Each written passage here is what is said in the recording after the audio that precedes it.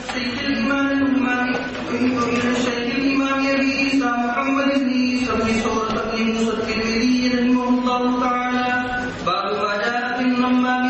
وبه قال حدثنا ابن أبي عمر قال حدثنا سفيان ومنصور عن إبراهيم عن همام بن الحارث قال مر رجل على حذيفة بن اليمان رضي الله تعالى عنه فقيل له إن هذا يكرم الأمراء الحديث عن الناس فقال حذيفة سمعت رسول الله صلى الله عليه وسلم يقول لا يدخل الجنة قتات. قال سفيان والقتات والنمام. هذا حديث حسن صحيح.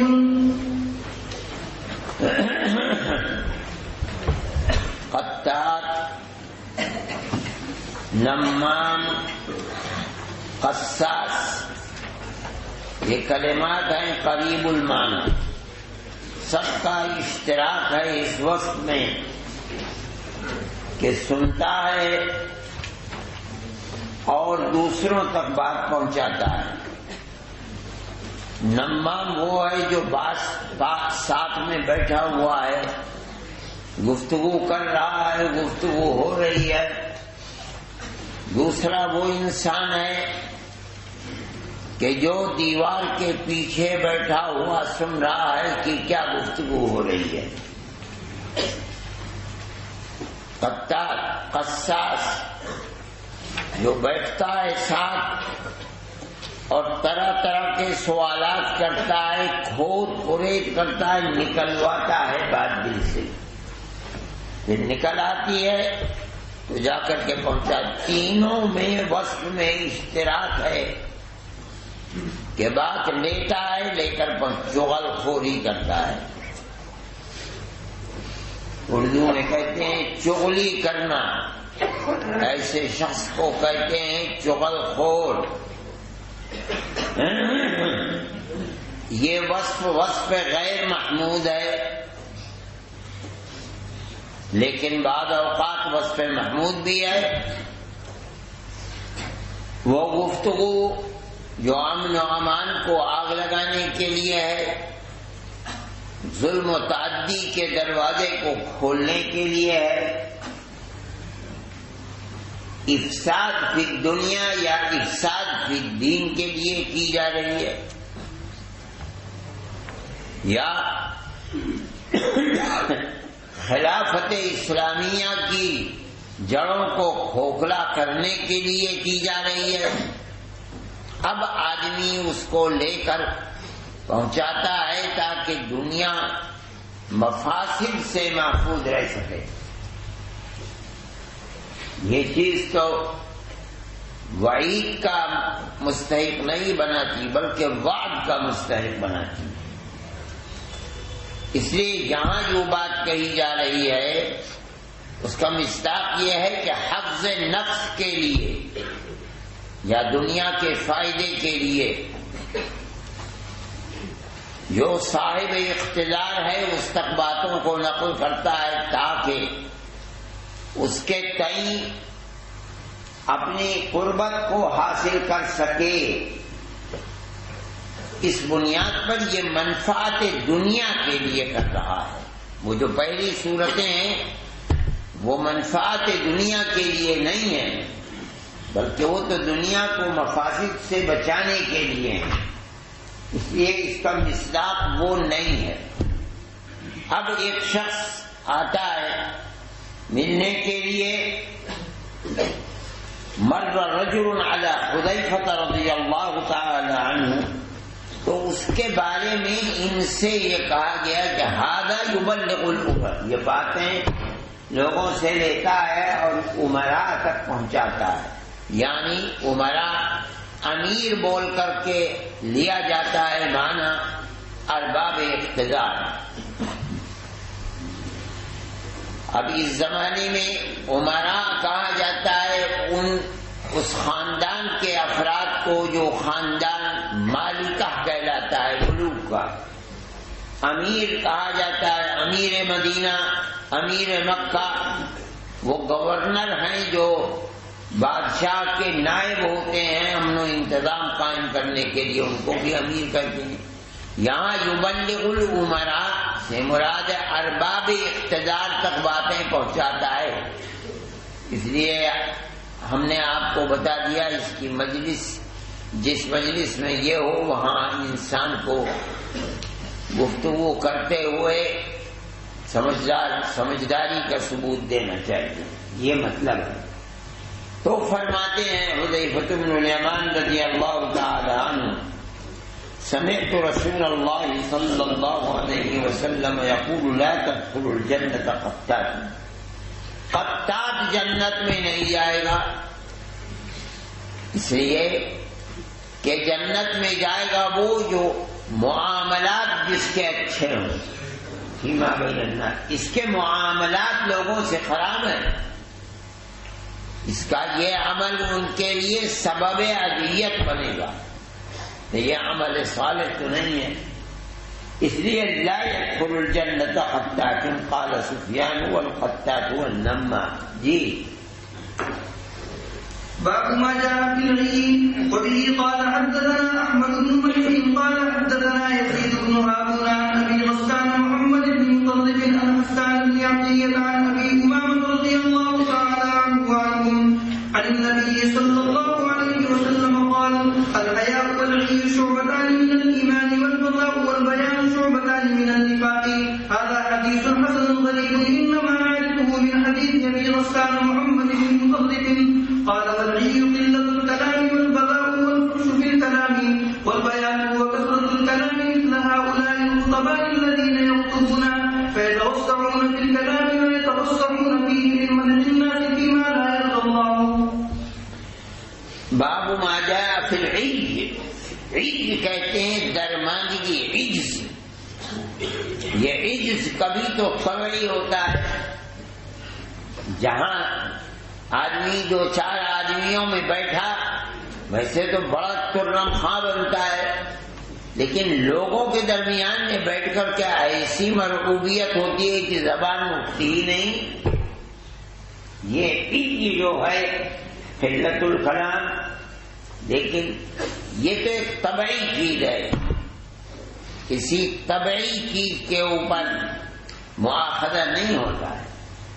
آدمی کا رنگ کالا ہے، سفید ہے، کیا کرے گا؟ آدمی کو خود تھوڑی اپنے رنگ کو بناتا ہے. اسی طریقے پر قلت کلام، کبھی تو آدمی قدرت رکھتا ہے کثرت کلام پر، لیکن یہ سمجھ کر کہ قلت کلام ایک صفت ہے جو عند اللہ پسندیدہ ہے، اس قدرت کے باوجود قلت کلام یعنی بوقت ضرورت بولتا ہے بس، اور بس بقدر ضرورت بولتا ہے. یہ انسان کا اپنا وقت ہے، اپنا وصف اختیاری ہے. یہ وہ چیز بنے گی جو محل مدح اور محل ذم میں ہوگا. جی چاہے عمل صالح کو اختیار کرے، جی چاہے نہ اختیار کرے. اس کے بعد پھر اختیار کرتا ہے کسی عمل کو، چونکہ وہ عمل عند اللہ پسندیدہ ہے، اس پر وعد کا ترتب ہوگا. تو یہاں جو العی کہا جا رہا ہے روایت کے اندر، العی شعبۃ من الایمان، اس سے مراد وصف غیر اختیاری نہیں ہو سکتا ہے. آدمی کے زبان میں لکنت ہے بولنے مانا، یہ تھوڑی سبب وعد و وعید بنے گا. ہاں جب بولنے کی طاقت ہے، مثال کے طریقے پر آدمی اس کو برا بھلا کہہ رہا ہے، یہ اگر زبان کھولے تو اس سے زیادہ کہہ سکتا ہے، لیکن سن رہا ہے اور خاموش کھڑا ہے. یہ اختیاری ہے، اسی کے اوپر وعد کا ترتب ہوگا.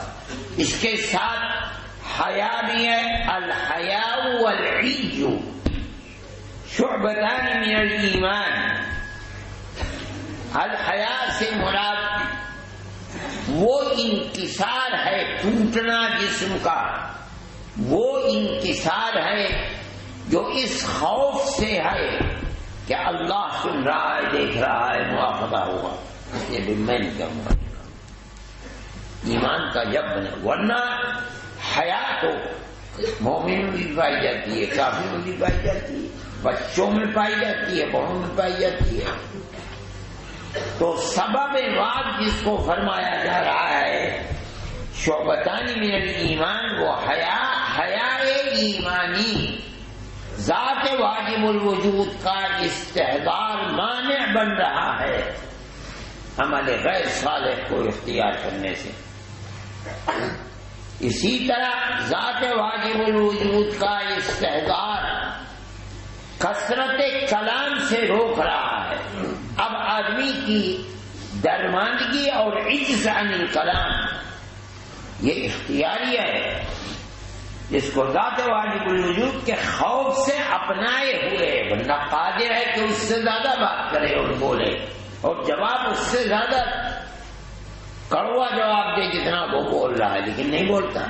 یہ ہیں الحیاء والایمان شعبتان من الایمان۔ اب اس کے مقابلے میں والبداء والبیان شعبتان من النفاق،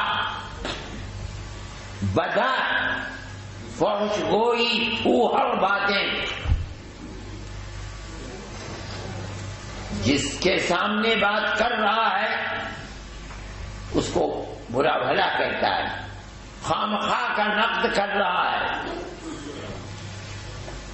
گالم گلوچ کر رہا ہے، ما لا یلیق لشان المخاطب تکلم کر رہا ہے۔ یہ تمام صورتیں بذاءت لسانی ما لا یرضی بہ اللہ تبارک و تعالی۔ والبیان، بیان سے مراد ہے اظہار کرنا، بیان کے معنی کے اندر ظہور پایا جاتا ہے۔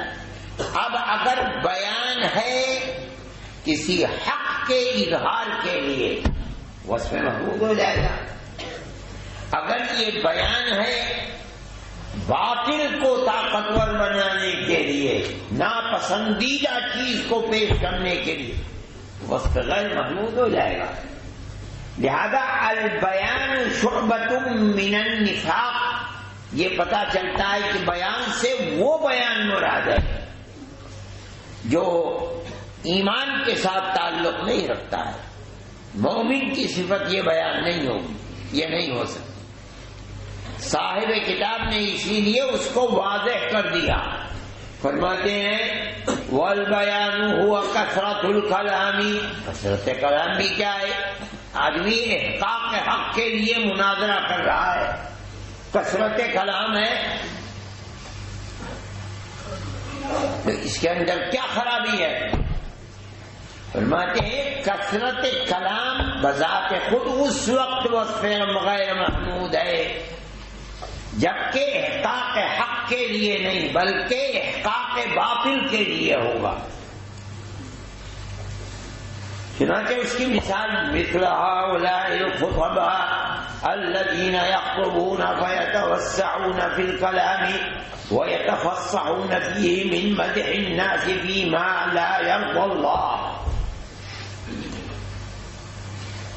یہ جو آج کل کے خطباء ہیں، کھڑے ہوتے ہیں اسٹیج پر اور جو مسند صدارت پر بیٹھا ہوا ہے، یا بادشاہ بیٹھے ہوئے ہیں یا وزیر صاحب بیٹھے ہوئے ہیں، ان کی مدح کے اندر زمین و آسمان کے خلابے، اور صدر صاحب گدھے کی طرح بھول رہے ہیں، واہ واہ واہ واہ۔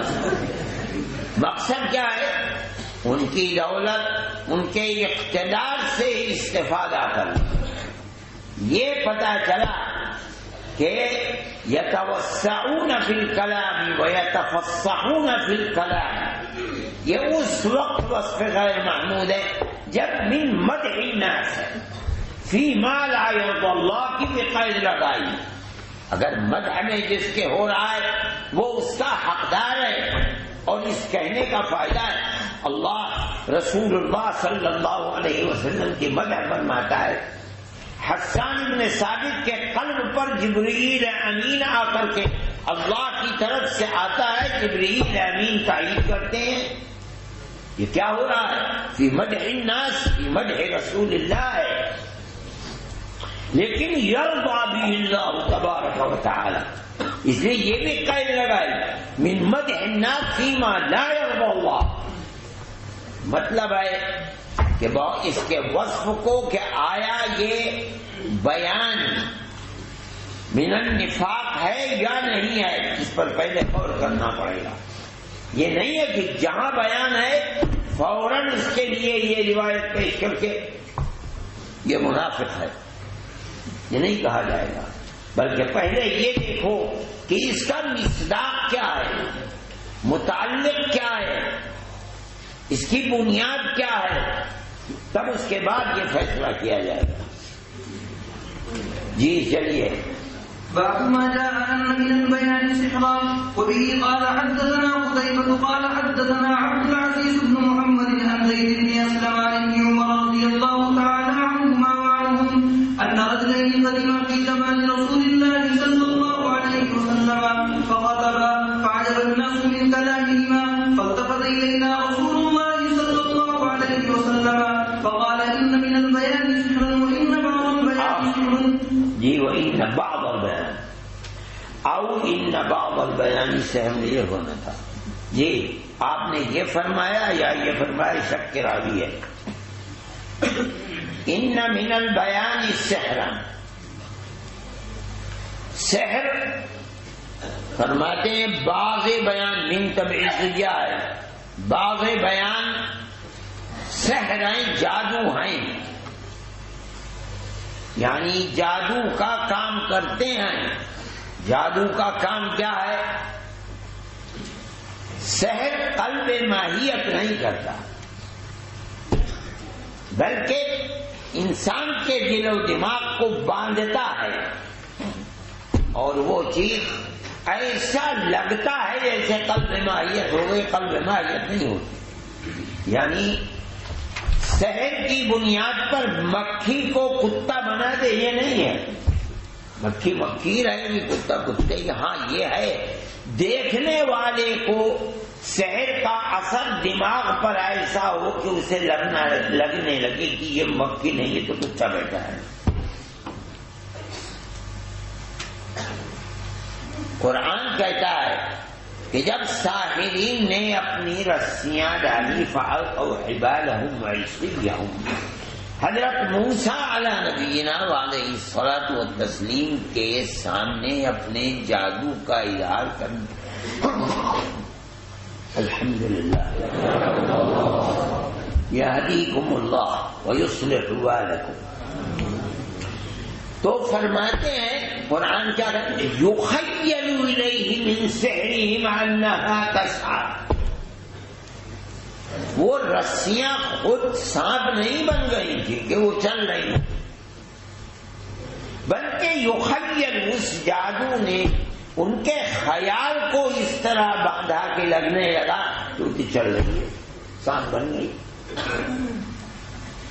یہ سحر کی اصل حقیقت ہے۔ اس کے برخلاف میں نبوت وہ تخیل نہیں ہے، وہ حقیقت فعلقا عصاؤ، یہ اس سے، یہ تو رسیاں تھی چھوٹے چھوٹے، یہ تو بہت بڑا اجراح بن گیا ہے۔ اس کا کیا کام تھا؟ فَإِذَا هِيَ تَلْقَفُ مَا يَأْفِكُونَ، یہ تو اس نے سب کو نگل کے، وہ کہتے ہیں مفسرین کہ یہ بھاگا جہاں فرعون اور درباری بیٹھے تھے، اکھڑ گیا میدان، سب بھاگے جان بچا کر کے، اور فرعون پر تو ایسا خوف طاری، وہ کہتے ایک دن میں 200-250 دست آئے اس کو۔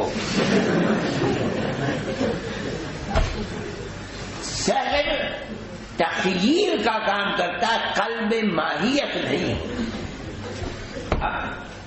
فرماتے ہیں کہ ان من البیان، بعض بیان سحر ہیں، یہاں سے مراد بعض بیان ایسے بن جاتے ہیں، قوت استدلال، قوت بیان اس طریقے سے پیش کرتا ہے کہ آدمی کے دماغ کو باندھ لے، ہوتا کچھ ہے اور آدمی سمجھتا کچھ ہے. بس یہ صحیح کہہ رہا ہے، حالانکہ غلط کہہ رہا ہے. اب یہ فصاحت و بلاغت، یہ انداز بیان، یہ تعبیرات، یہ خوش کرنے والا کلام کا پہلو کس لیے ہے، اس پر موقوف ہوگا کہ یہ وصف محمود ہے یا وصف قبیح ہے. اگر آدمی اس بیان اور اس انداز کو، اس فصاحت و بلاغت کو، ان کنایات کو، اس طرز تعبیر کو اختیار کر رہا ہے احقاق حق کے لیے، وصف محمود ہو جائے گا. اور اگر احقاق باطل کے لیے کر رہا ہے تو وصف غیر محمود ہو جائے گا. جب مولانا ابوالکلام آزاد کا انتقال ہوا تو بعض علماء نے اس وقت یہ بات کہی تھی، ان کے قوت بیان تو ایسی تھی اس شخص کی، قوت بیان بھی، قوت تحریر بھی خدا نے ایسی عطا فرمائی تھی کہ بڑے بڑے علماء مقرر بن گئے مولانا ابوالکلام آزاد کی تقریروں کو، کہ کلمات کو رٹ رٹ کر کے بڑی عجیب و غریب فصاحت و بلاغت کا، بڑا عجیب و غریب. اگر یہ دعوی نبوت کر دیتے اور اپنے بیان اور اپنی تحریروں سے اس کو ثابت کرتے تو اس کو باطل بنانا مشکل ہو جاتا. قوت بیان اور قوت گویائی آدمی کے اندر ہے، اس لیے فرمایا بعض بیان ہے، لیکن اس کو مطلقاً وصف محمود یا مطلقاً وصف مذموم نہیں کہا جائے گا.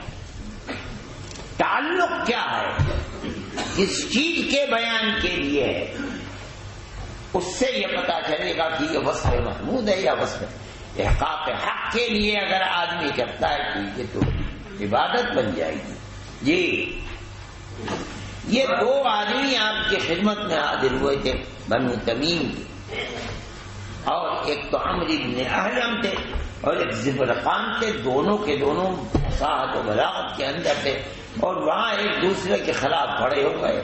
ایک دوسرے کے خلاف چیز کو بیان کرنے میں ایسا وصف تھا کہ ہر سننے والا بس اسی طرح متوجہ کیا کہہ رہے ہیں. اس پر نبی کریم علیہ الصلوۃ والسلام جی باب ما جاء في التواضع وبه قال حدثنا قتيبة قال حدثنا عبد العزيز بن محمد عن الألاء بن عبد الرحمن عن أبيه عن أبي هريرة رضي الله تعالى عنهم أن رسول الله صلى الله عليه وسلم قال ما نقص صدقة من مال وما زاد الله ذلا بعفو إلا عزا أو ما تواضع أحد لله إلا رفعه الله إلا عزا وما تواضع أحد لله إلا رفعه الله.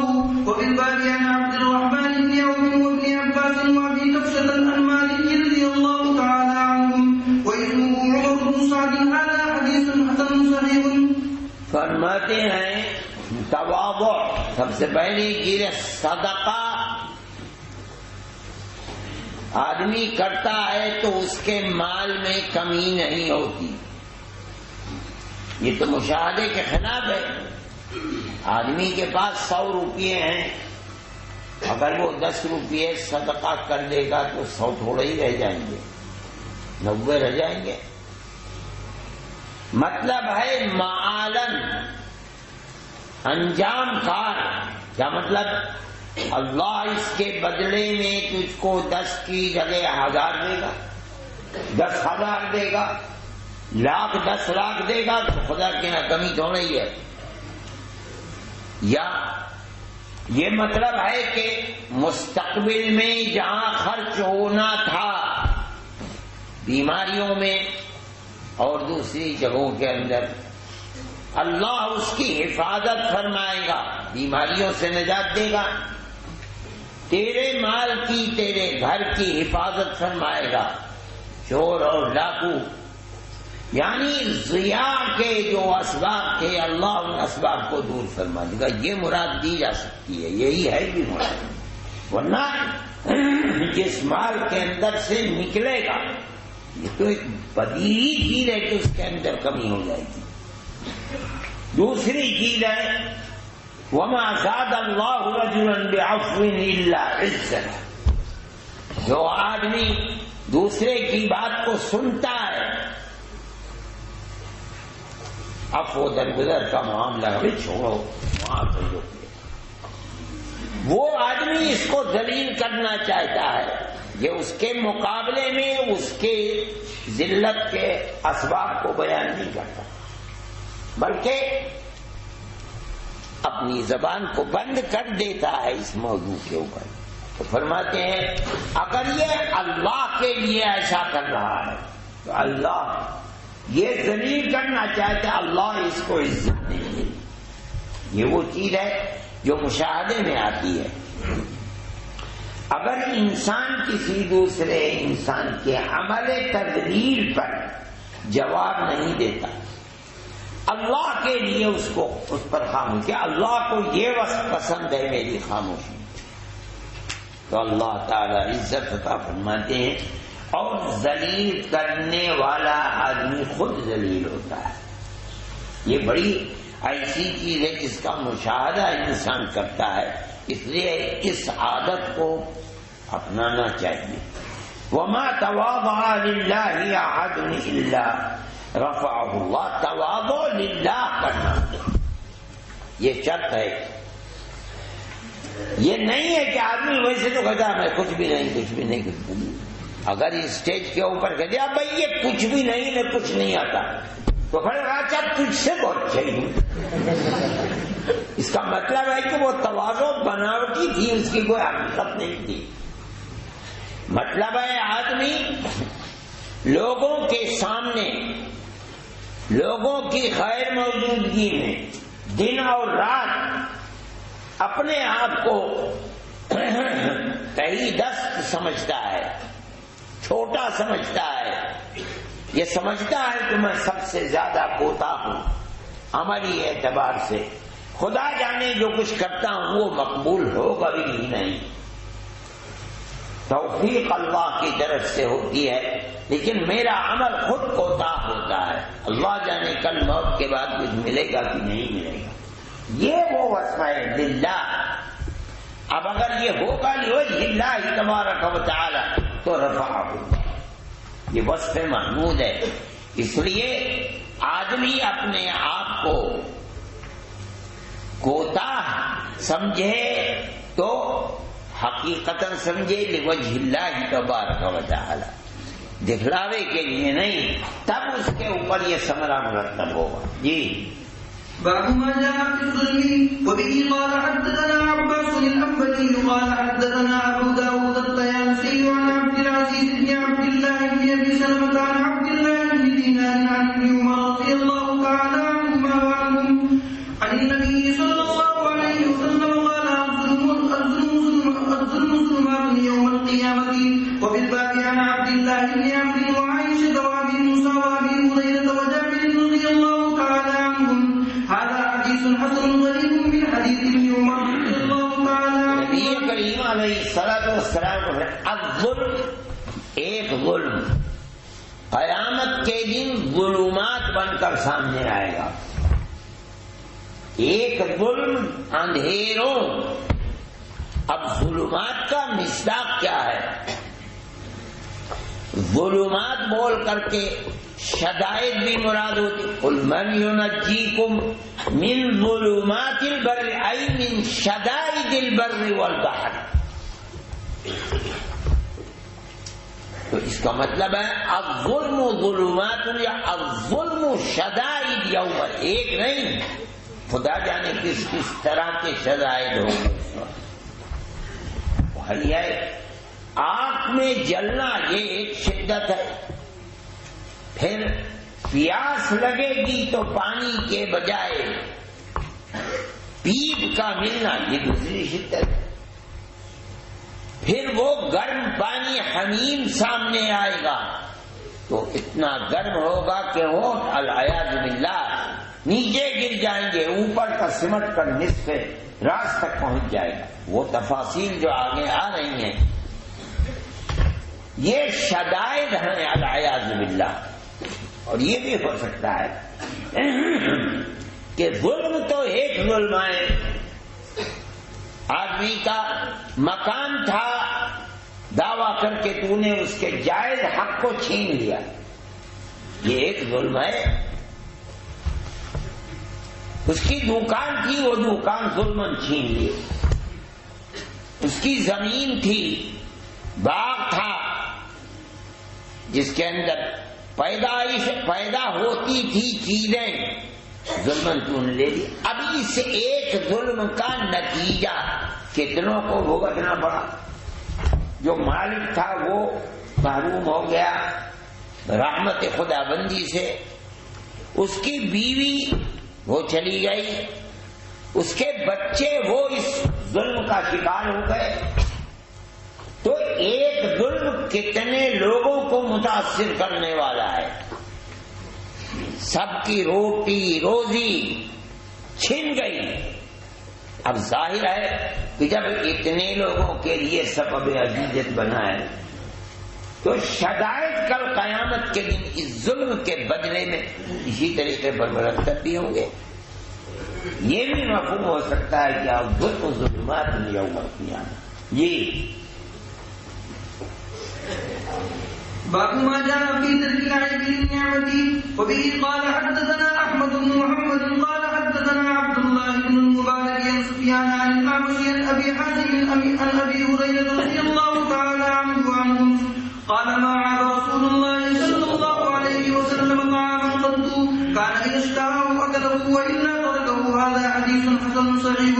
وأبو حازم هو الأشجعي واسمه سلمان مولى عبدة الأشجعية. رزق ایسی چیز ہے، کھانا ساری دنیا اس کی محتاج ہے، چاہے انسان ہو، چاہے پرند ہو، چاہے چرنے والا جانور ہو، ہر چیز بغیر کھانے کے جو بھی زندہ رہ سکتی ہے۔ ادھر کھانے کی صورت یہ ہے کہ ایک چیز ایک آدمی کو بہت پسندیدہ ہے، دوسرے آدمی کو وہی چیز حلق سے نیچے تو دور کی بات ہے، منہ کے قریب بھی نہیں لگے۔ مانش مچھلی کھاتا ہے، اس میں جتنی خوشبو ہوتی ہے اتنی ہی مانش کو پسند ہے۔ میں گزر رہا تھا ایک جگہ سے بنگلہ دیش میں، تو بڑے بڑے مٹکے رکھے تھے، میں نے کہا بھائی یہ کیا ہے؟ کہا یہ مچھلی کا سرکہ بناتے ہیں، مچھلی کی بو کیا کر اور سرکہ اس کو سڑا کر کے جب سرکہ، اللہ اکبر، وہ تو کیا ہوگا؟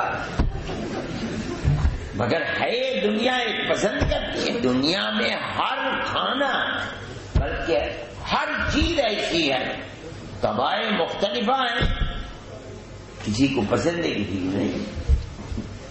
عطر ہے، کوئی عطر بہت پسندیدہ ہے دنیا کو، دوسرا آدمی مکہ معظمہ میں ایک صاحب تھے، ان کو اگر کا عطر ایک صاحب نے دیا، وہ مجھ سے کہنے لگے میں نے بہترین عطر کہنے لگاؤ، کب؟ میں نہیں لگاؤں گا، دور کرو۔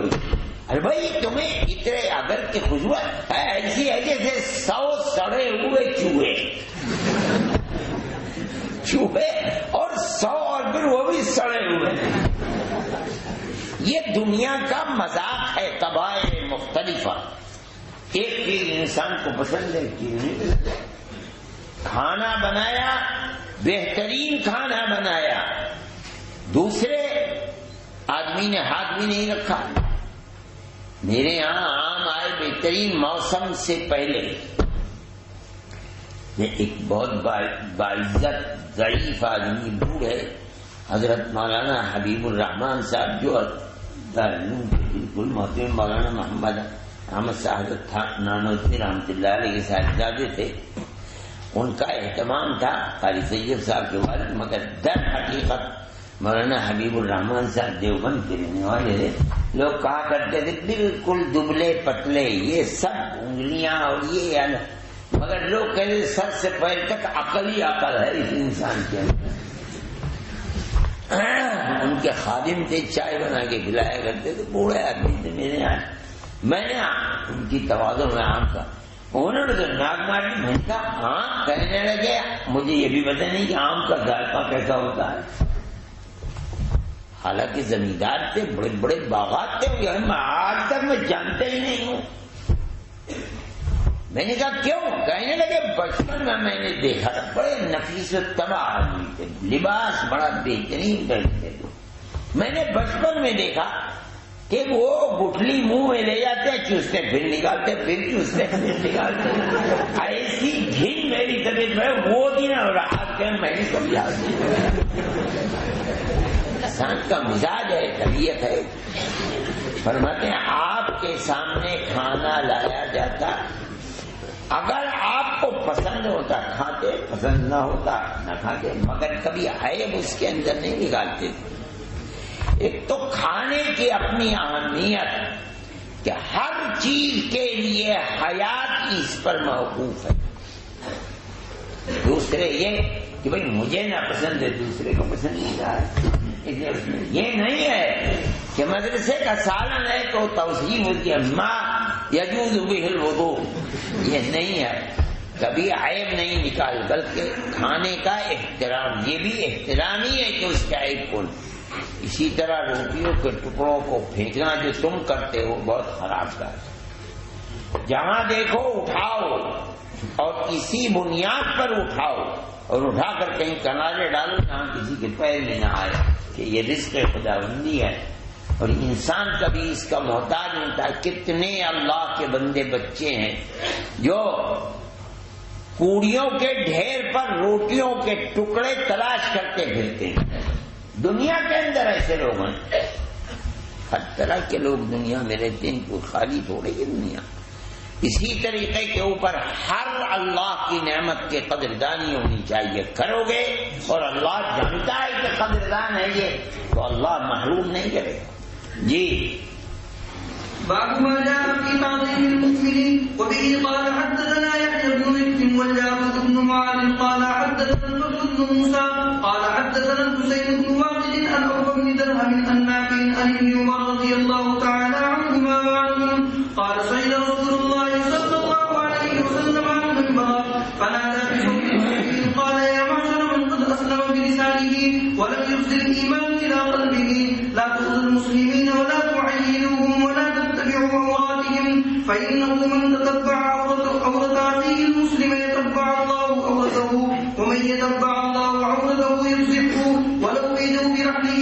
قال ونظر ابن عمر يوما إلى البيت أو إلى الكعبة فقال ما أعظمك وأعظم حرمتك والمؤمن أعظم حرمة عند الله منك. هذا حديث حسن غريب لا نعرفه إلا من حديث الحسين بن واقد. وقد روى إسحاق بن إبراهيم السمرقندي عن حسين بن واقد نحوه. وقد روي عن أبي برزة الأسلمي عن النبي صلى الله عليه وسلم نحوه. باب ما جاء فی تعظیم المؤمن. مطلب تو صرف اتنا ہے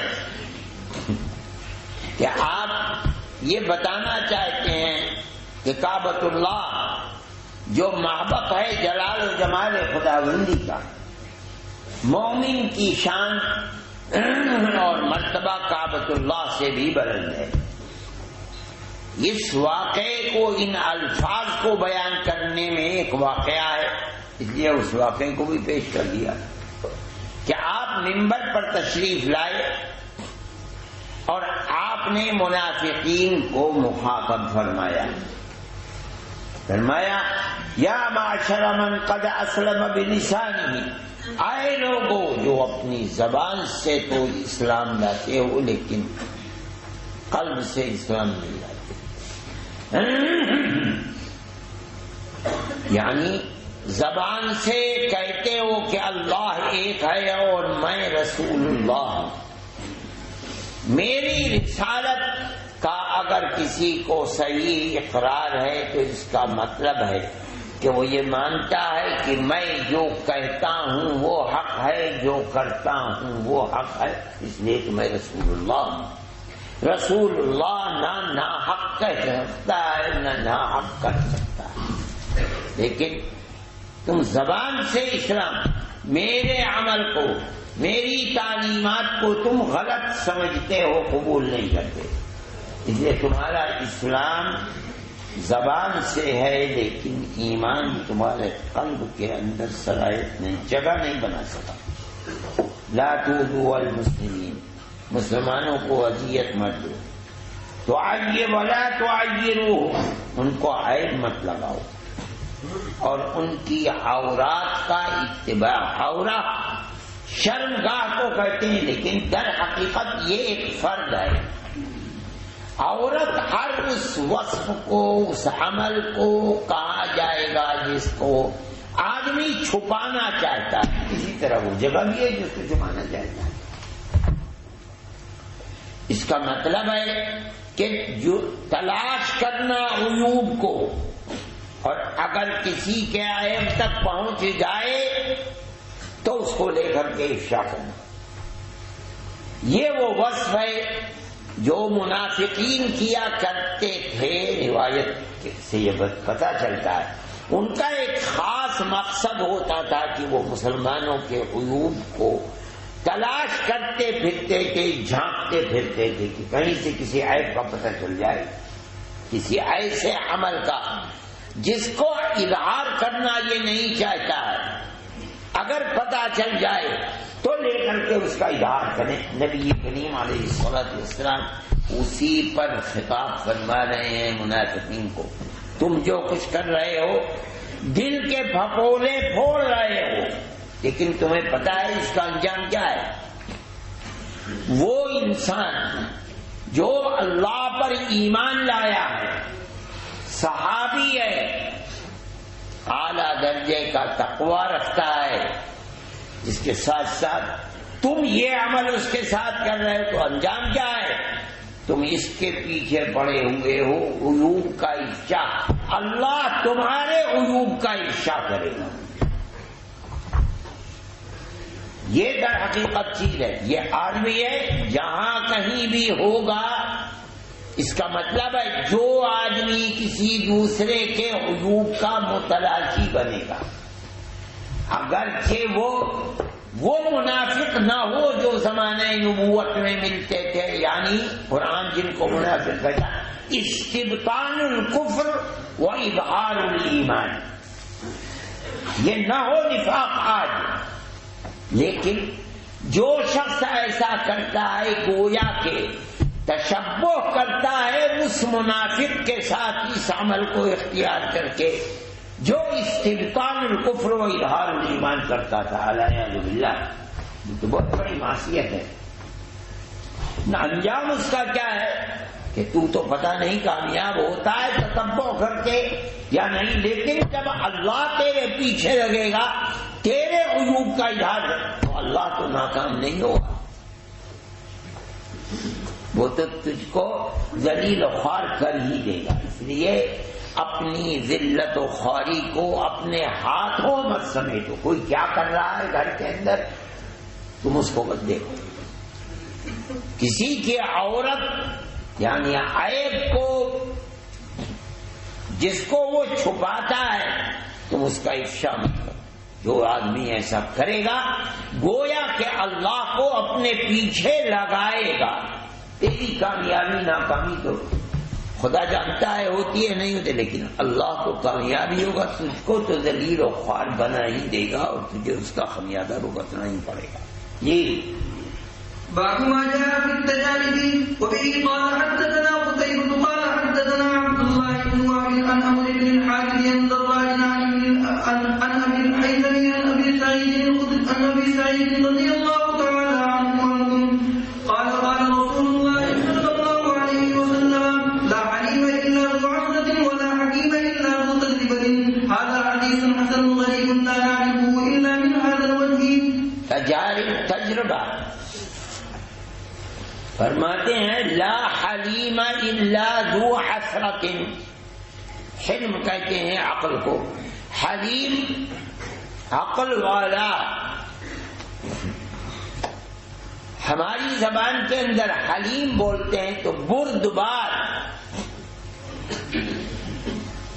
بڑی جلدی ایک دم بھڑکنے والا نہیں، بلکہ سنتا ہے ان چیزوں کو کہ جو ناپسندیدہ ہوتی مگر صبر کرتا ہے، خاموش رہتا ہے، یہاں مراد حلیم سے صاحب عقل ہے، بظاہر اور بردبار بھی ہو سکتا ہے۔ کمال علم کو اس وقت وہی آدمی پہنچ سکتا ہے، کیا مطلب؟ دوسرے سے دیکھے کہ مزاج کے خلاف بات کر رہا ہے، یہ ایک دم سے نہ بڑھ کے بلکہ تحمل کا معاملہ کرے۔ ایسا کمال علم اسی شخص کو ہو سکتا ہے جو خود ذو عثرہ، عثرہ ذلت، پھسلنا، جس کو خود ٹھوکر لگی ہو۔ ٹھوکر لگنا عثرہ کما، کیا مطلب؟ اس سے کوئی غلطی ہوئی ہے اور اسے خطرہ کہ الہ العالمین اب مجھے ذلت کا سامنا کرنا ہوگا، غلطی ہو گئی۔ اب مالک اگر مجھ سے لوگوں کے سامنے مواخذہ کرنے لگے گا تو آج تو میری بڑی تذلیل ہوگی، ساری عزت خاک میں مل جائے گی۔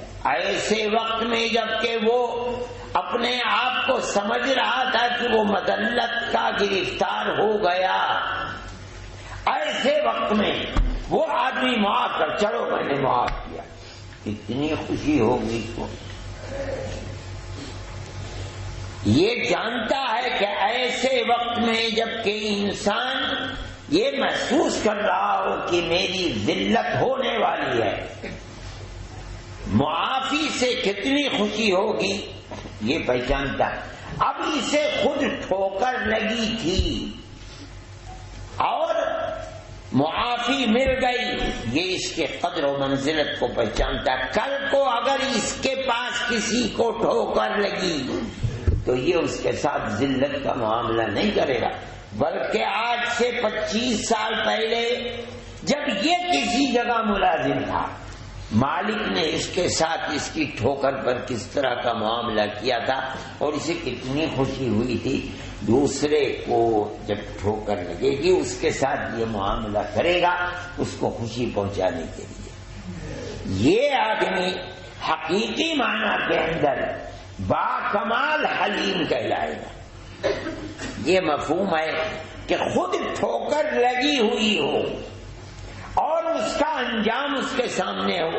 اب اگر اس کے سامنے کسی دوسرے کو ٹھوکر لگے گی تو اس کے ساتھ بھی اس کا معاملہ بہتر ہوگا۔ ایسا دیکھا گیا ہے کہ بڑے بڑے وہ دولت مند جو انتہائی غربت، افلاس اور ملازمت کرتے تھے، اس کے بعد پھر اللہ نے دولت کے انبار لگا دیے لاکھوں اور کروڑوں کے، اب ان کے یہاں ملازم ہیں، وہ اپنے ملازمین کو کبھی سخت بات نہیں کہتے، جب بات کے لیے اٹھتے ہیں اپنا زمانہ ملازمت یاد آتا ہے کہ ہم ایک زمانے میں اس سے زیادہ ذلیل و خوار تھے، اللہ نے ہمیں عزت دے دی۔ ان کی اولاد جنہوں نے کبھی مذلت کو نہیں دیکھا ان کا معاملہ ملازمین کے ساتھ خراب ہوتا ہے، لیکن انہوں نے جب سے آنکھیں کھولی ہیں دولت کی گنگا بہتی دیکھی ہے۔ یہ منشا ہے ولا حلیم ای الحلیم کاملا الا، وہی بن سکتا جس کو خود ٹھوکر لگی اور معاف کر دیا گیا تھا۔ یہ جانتا ہے کہ ٹھوکر لگے ہوئے کو معاف کیا جائے گا تو اس کو خوشی کتنی ہوگی۔ دوسرا آدمی نے ولا حکیم الا ذو تجربہ، حکیم سے مراد اگر طبیب بھی لے لیا جائے، ظاہر ہے کہ آدمی کتنا ہی پڑھا ہوا کیوں نہ ہو لیکن جب تک تجارب سے نہیں گزرتا اس وقت تک حکیم کامل نہیں ہوتا ہے۔ آج کل جو پڑھاتے ہیں کہ پہلے کسی جگہ ملازمت دے، بلکہ سند دینے سے پہلے اس کو پہلے 6 مہینے یا سال بھر ٹریننگ دلواتے ہیں اور اس کے بعد بعض جگہ 2 سال ٹریننگ ہوتی ہے، وہ تجارب سے گزرواتے ہیں، تب اس کے بعد جا کر کے اس کو اس کا اہل کیا جاتا ہے، سمجھا جاتا ہے کہ وہ اب کامیاب ہوگا میدان کے اندر۔ اور اگر حکیم سے مراد یہ نہیں بلکہ حکمت، تہ کی باتیں، کسی چیز کو اندر کی گہرائیوں کو نکالنا، جب تک آدمی تجارب سے نہیں گزرے گا اس وقت تک کا کمال حکمت کو نہیں پہنچ سکتا. جی باب ما جاء في المتشبع بما لم يعطى وبه قال حدثنا علي بن حجر قال حدثنا اسماعيل بن عياش عن عمارة بن غزية عن ابي الزبير عن جابر رضي الله تعالى عنه وعنهم عن النبي صلى الله عليه وسلم قال من أعطي عطاء فوجد فليجزه ومن لم يجد فليجزي به ومن لم يجد فليصم فإن من أثنى فقد شكر ومن كتم فقد كفر ومن تحلى بما لم يعطى كان كلابس ثوب زور وفي الباب